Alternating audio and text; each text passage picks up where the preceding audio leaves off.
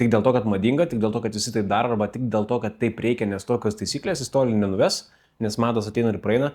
Kaip sveikatai mados niekada nieko gero nedavė, turbūt visi turim mamas arba ten tas močiutės, kurių ten 5 pirštas, pėdos, haliuks valgus nuvažiavęs, nes siauri bateliai buvo madoj, arba ten senoviai korsetai buvo labai gražu, bet moteris audavo ir kaip čia jautru gražu, iš tiesų ten vidaus organai susistumdė.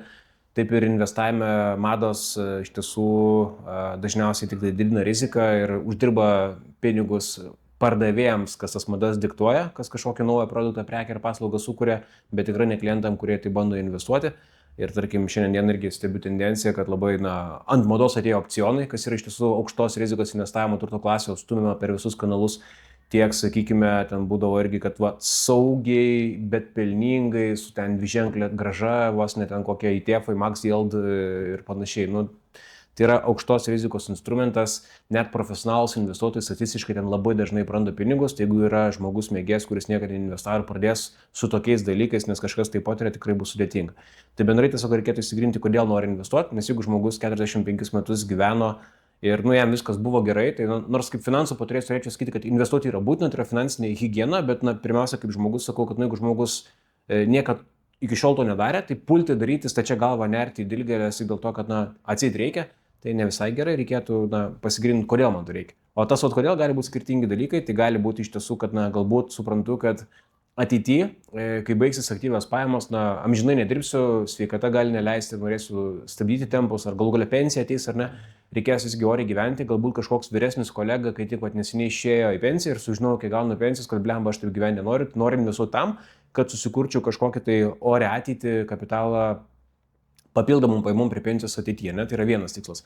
Kitas tikslas gali būti investuoti tiesiog tam, kad turėčiau daugiau saugumo, alternatyvų, galimybių, tokį šonę, kad būtų toks kaip buferis, kad jei kažkas nutiktų, jei norėčiau keisti darbą, arba nuspręstumėte, nežinau, su šeima pakeliauti po pasaulį, gal vakarietiškas gyvenimo būdas ir tempas tiek užniso, kad noriu susirinkti, taip liaudiškai sakant, šmutkės, išskristi kažkur į Indiją, Šri Lanką, pamedituoti, paieškoti savęs ir taip pusę metus laiko pagyventi iš to santupų, bet tam vėlgi reikia kažkokį tai turėti turtą, ar ne? Tai bendrai, metodologiškai, investuojant tikslas yra labai svarbus, tik vėlgi ne viskas gyvenime yra tik tai dėl mokesčių, sutaupytų palūkanų, uždirbtų gražų, o yra apie tai, kad žmogus gerai jausus, nesinori būti labai demagogais. Tai bendrai viena iš teorijų teigia, jog investuoti be tikslo yra tas pats, kas plaukti vandenyne, atviram vandenyne, be jokio žemėlapio, be kompaso ir nežinojimo, kur tu nori nuplaukti, tai tokia atveju greičiausiai suksės ratais, kaip ir žmogus miškeidamas, be orientyro dažniausiai realiai suka ratus, nes viena koja dominuojanti veda į priekį, ar ne? Tai sutinku, kad kartais galim paskaičiuoti, kad noriu sukaupti ten simbolinius 10 000, kad kaip pradinį kapitalą, kurį galbūt kažkur permėsiu. Galbūt noriu sutaupyti su investicijų pagalba šiek tiek greičiau, tarkim, ten 30-50 tūkstančių eurų kažkokiai tai alternatyviai investicijai, tarkim, ar kažkokį retro automobilį nupirksiu, apie kurį laikas svajojau, bet jis bus, sakykime, nuomojamas vestuvėms, ar tai bus koks kubilas pirtis, kuri man generuos srautą, aš taip įsivaizduoju, kad generuos srautą, ar tai bus, tarkim, tas simbolinis 100 000, kurį daugelis investuotojų guru investuoja kaip tą pirmąjį 100 000, kurį paskui palikus ateities kartoms arba pačiam, gyvenant ilgai, jis gali ir milijonų vesti, ne? Bet reiškia tiesiog tikslas. Ir tuomet, kaip sakoma, paskaičiuojam nuo uodegos, tada kiek turiu laiko, per kiek laiko tai noriu pasiekti, kokią riziką galiu prisimti, kokią vidutinę grąžą tikiuosi gauti ir tuomet kokią sumą man reikėtų, sakykime, kas mėnesį ar kas met skirti tam, kad tą tikslą pasiekčiau. Kitas variantas gali būti visiškai atvirkštinis. Tai yra, kada iš tiesų konkretaus tikslo neturiu, niekad to nedariau ir tiesiog nuo kilo mintis, kad šiaip reikėtų pradėti, noriu pasibandyti ir eigoje žiūrėti, kaip ten gausis, bet svarbiausia pradėti. Tai iš tiesų jis irgi nėra toks jau neteisingas, o tiesiog pasirinkti tuomet vėlgi būdus, ką suprantu, kas man tinka, kas patinka, nes šiandien rinkoje yra tiek daug sprendimų, kad kiekvienas žmogus gali atrasti jam suprantamą, patinkantį, veikiantį ir tikrai atitinkantį jo natūrą būdą, kaip įdarbinti lėšas. Ir tokiu būdu tiesiog pradedu daryti nuosekliai metus, 2, 3, 5, žiūriu, kaip man sekas, kokį turtą jau sukaupiau, o galbūt tada jau darau kažkokią tai portfelio rebalansavimo strategiją. Gal atsiranda kažkokių turto klasių per tą laiką arba sprendimų naujų pažinčių, kur visgi mane domina kažkokie kiti nauji aktyvai. Ir tuomet tas tikslas gali rasti pakeliui. Gal susipažinsiu su bendruomenė FAE, kuri nori pasiekti finansinį laisvę anksčiau ir pamatęs, kad pradžiai tai buvo tik tai kaip hobi, kaip pramoga, kad investuoti, kad būčiau tiesiog saugesnis, kad turėčiau šonę pinigų, dabar jau realiai didelį procentą nuo pajamų atsidedu investuoju tam, kad tai pasiekčiau. Tai iš tiesų, kaip sakau, ir vienas ir kitas būdas yra geras. Vizualiai galima sakyti, kad yra iš esmės indukcinis ir dedukcinis būdas. Taip skamba ašustriau, bet iš esmės duosiu paprastą pavyzdį. Tai yra, turbūt daugelis yra žiūrėję, matė, žino CSI kriminalistai versus Sherlockas Holmesas, ne?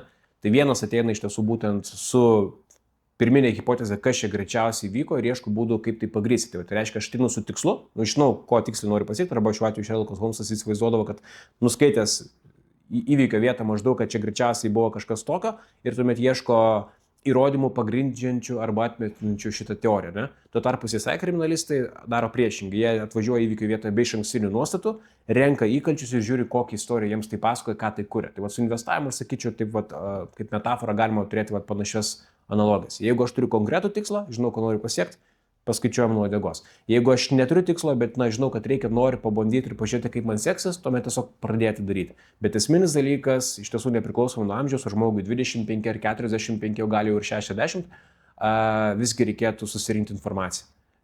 Bendrinė teorija teigia, jog prieš pradedant investuoti, reikėtų skirti tiek laiko pasidomėjimui apie konkretų sprendimą, kiek užtrunka uždirbti tą sumą pinigų. Tai kur link lenkiu, jeigu žmogus investuos, tarkim, 50-100 eurų per mėnesį, tai paprastai žmogus tokią sumą vidutiniškai uždirba per dieną dvi. Tai reiškia, kad vieną, dvi reikėtų pasidomėti. Jeigu visgi žmogus turi pasitaupęs ir nori padėti investuoti iš karto 10 000 eurų, kuriuos iš tiesų jis taupė, atsidėjo nuo atlyginimo galbūt, nežinau, pusę metų, tai gal pusę metų neanalizuosi vieno investicinio sprendimo, bet reiškia, kad iš tiesų reikėtų skirti daugiau laiko negu viena diena ar netgi viena savaitė, išsianalizuoti sprendimus, ką čia būtų galima daryti.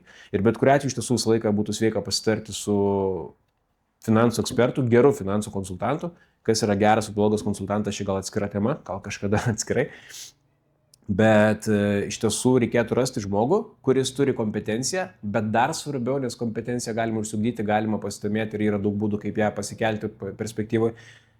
Ieškoti konsultantų, kuris yra suinteresuotas į jūsų sėkmę, kuris ieško būdų, kaip tau padėti, kaip spręsti tavo problemą, o ne kur tiesiog pasiūlyti kažkokį iš stalo paruoštą šabloninį sprendimą.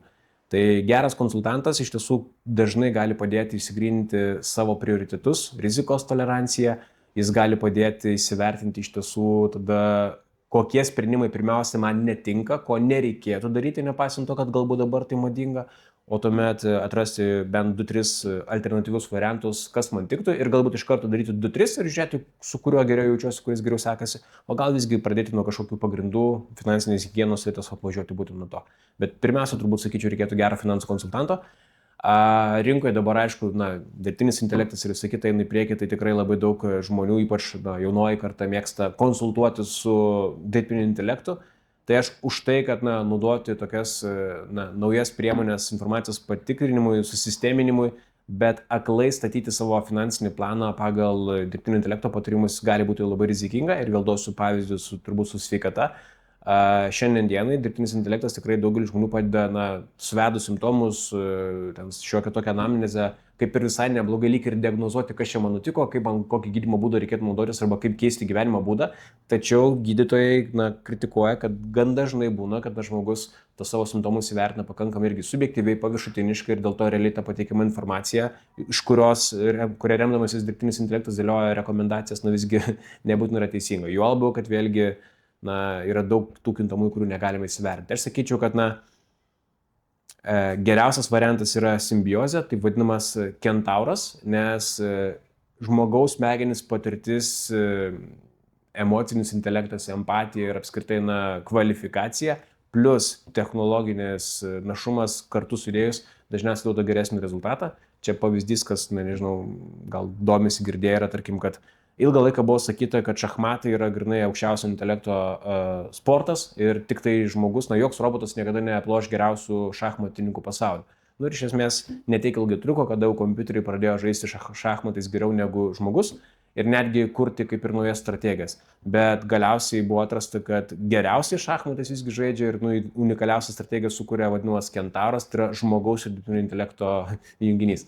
Tai aš sakyčiau, kad tiek kalbant apie sveikatą, panašu, kad ateina tai, kad ir gydytojai naudos šitas technologijas tiek ir investavimo pasaulyje, tikėtina, kad reikės kombinuoti tos dalykus, bet tikrai nedrįščiau rekomenduoti žmogui, kuris yra mokęsis, studijavęs ir dirbantis visai kitam sektoriui, aklai pasikliauti dirbtinio intelekto sprendimais, ar tai būtų investicijos, ar tai būtų sveikata.